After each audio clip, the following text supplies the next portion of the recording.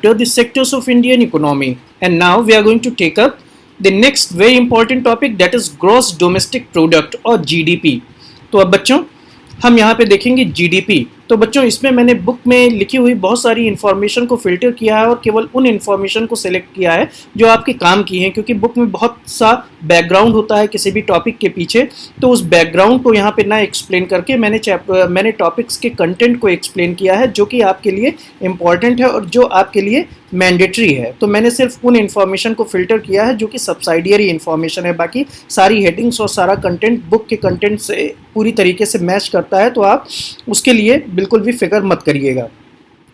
So the next topic that we are going to start with is gross domestic product, जिसको हम GDP भी बोलते हैं। तो आप जरा सा ध्यान दीजिए और समझिए कि ये क्या है। It is the value of the final goods and services produced by all the three sectors of economy in a particular year within the country। तो आपको क्या बताया जा रहा है कि विद इन द कंट्री यानी कि कंट्री के भीतर it is the value of the final goods and services produced by all the three sectors, कि इकोनॉमी के जो तीनों सेक्टर्स हैं, primary sector, secondary sector, tertiary sector, इन तीनों सेक्टर्स में जो गुड्स और सर्विसेज प्रोड्यूस होती हैं उनकी फाइनल वैल्यू को जोड़ करके GDP निकाला जाता है। तो बच्चों यहाँ पे ये भी आपके लिए समझ लेना थोड़ा सा जरूरी है कि फाइनल गुड्स या फाइनल वैल्यू का क्या मतलब है। तो फाइनल गुड्स या फाइनल वैल्यू का मतलब है कि जैसे अगर हम कॉटन के रिगार्ड में बात करें तो हम कॉटन कल्टीवेट करते हैं, उसके बाद हम कॉटन बॉल्स को प्लग करते हैं, फिर उसमें से हम कॉटन निकालते हैं, फिर कॉटन को जो है थ्रेड्स में चेंज किया जाता है, फिर उसके बाद थ्रेड्स से कपड़े बनते हैं, फिर कपड़े से रेडीमेड कपड़े बनते हैं। तो यहाँ पर फाइनल गुड जो है वो रेडीमेड कपड़ा हुआ।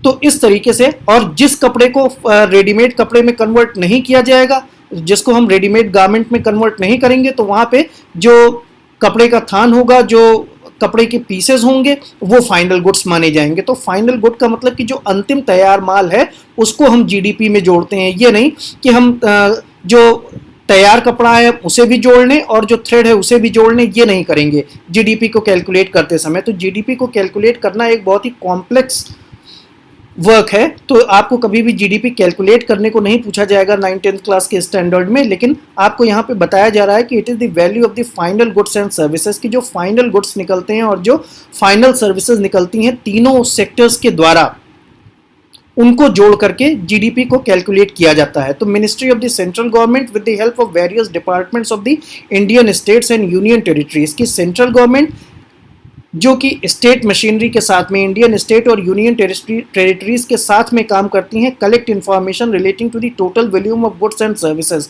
वो इन्फॉर्मेशन गैदर करती हैं कि कितना टोटल वॉल्यूम गुड्स और सर्विसेज का प्रोड्यूस हुआ और उनकी प्राइसेस, और तब जो है उस पर GDP कैलकुलेट की जाती है। तो बच्चों ये बात आपको समझ में आ गई होगी कि ये जो GDP है ये फाइनल गुड्स और सर्विसेज की वैल्यू को काउंट करके उस पर निकाला जाता है। तो ये एक बहुत ही इंपॉर्टेंट टॉपिक है और यहाँ पे पूरी कंप्लीट इन्फॉर्मेशन आपको GDP के लिए दी गई है और इस इन्फॉर्मेशन को आपको याद करना होगा GDP क्या होता है ये लिखने के लिए। Next heading that is historical change in this sector.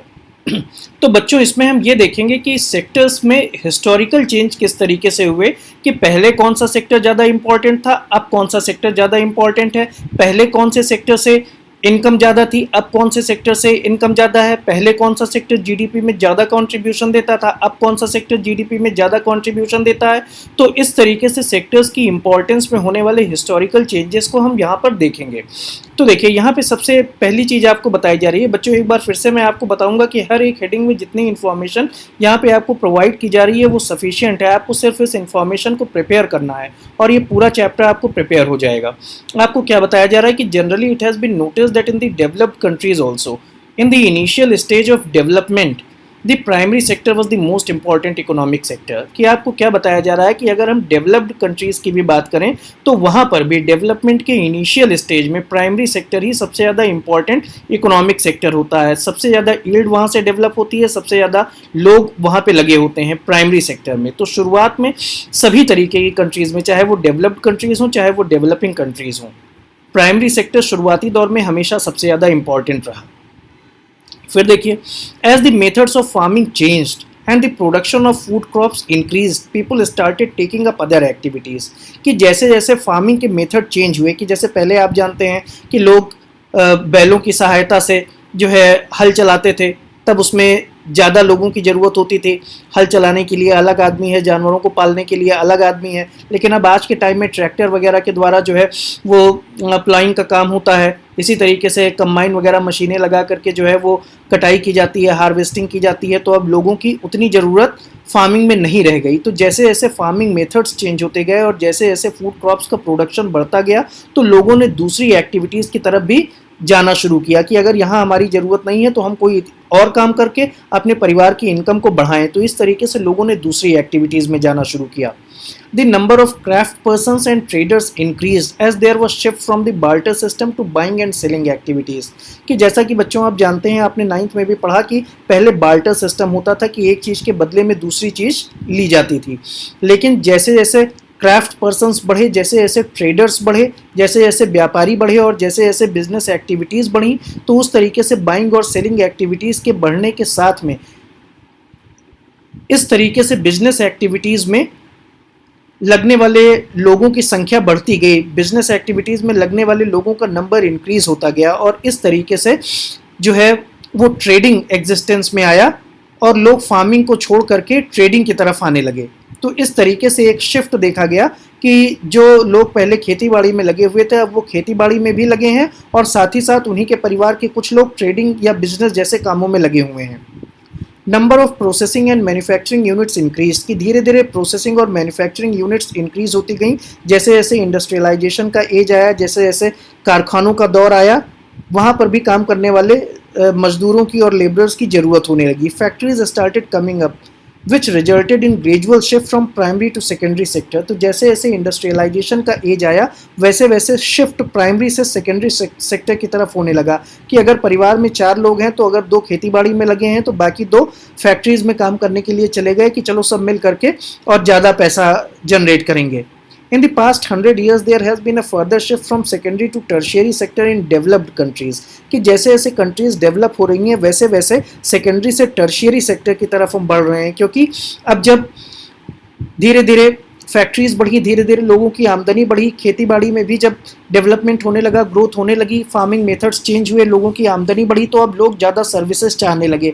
अब लोगों के मन में इस तरीके के ख्याल आने लगे कि ठीक है चलो होटल्स वगैरह भी होने चाहिए कि हम वीक में एक दिन जो है वो होटल में खाना खा लें, घर पे खाना ना बने। तो अब इस तरीके से सर्विस सेक्टर्स बढ़ने लगे कि पहले लोग घर पे शेव कर लेते थे, तो अब जो है वो सलून्स की ज़रूरत पड़ने लगी। तो इस तरीके से जैसे जैसे लोगों की आमदनी में इजाफा हुआ, जैसे जैसे लोगों की आमदनी बढ़ी, उस तरीके से धीरे धीरे करते करते सर्विस सेक्टर की डिमांड भी बढ़ने लगी और इस तरीके से सेकेंडरी से टर्शियरी सेक्टर की तरफ पहले डेवलप्ड कंट्रीज़ में रुझान देखा गया, फिर धीरे धीरे वही ट्रेंड डेवलपिंग कंट्रीज़ में भी देखा गया। Here most of the working people belong to the service sector. तो डेवलप्ड कंट्रीज़ में ज़्यादातर लोग सर्विस सेक्टर में हैं और डेवलपिंग कंट्रीज़ में भी धीरे धीरे लोग सर्विस सेक्टर की तरफ बढ़ रहे हैं और इस तरीके से एक शिफ्ट देखा गया प्राइमरी से सेकेंडरी और सेकेंडरी से टर्शियरी सेक्टर की।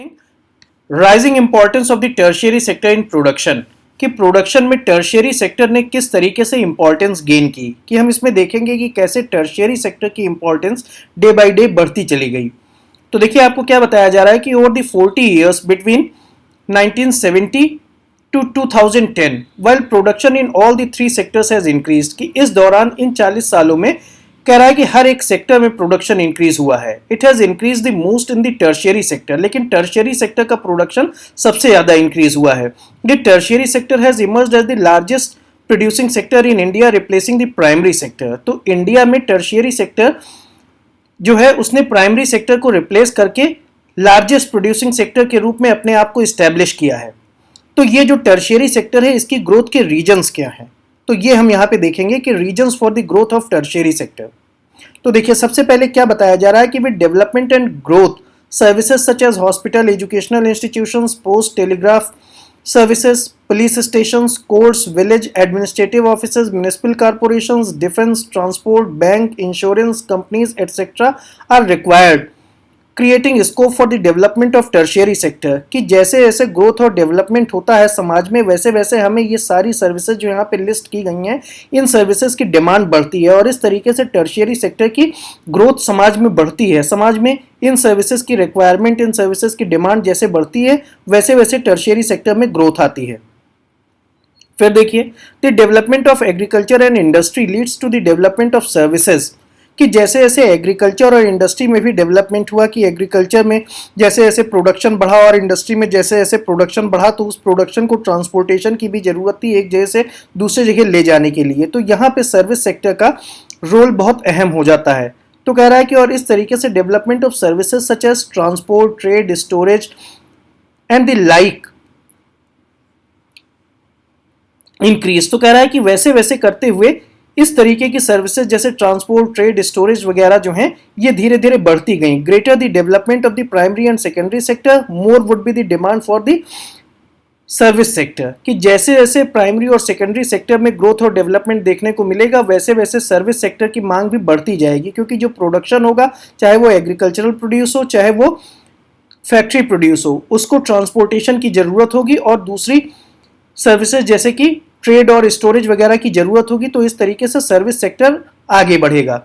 As the income levels rise, certain sections of people start demanding many more services like eating out, जैसे कि रेस्टोरेंट वगैरह हैं, tourism, shopping, private hospital, private schools, professionals and training. तो कह रहा है कि इस तरीके से जैसे जैसे इनकम लेवल राइज करता है, हमें और भी दूसरे सर्विसेज जैसे कि restaurant, tourism, shopping, private hospital, private schools जैसी सर्विसेज की ज़रूरत पड़ती है, और इस तरीके से टर्शियरी सेक्टर में एक बूस्ट आता है।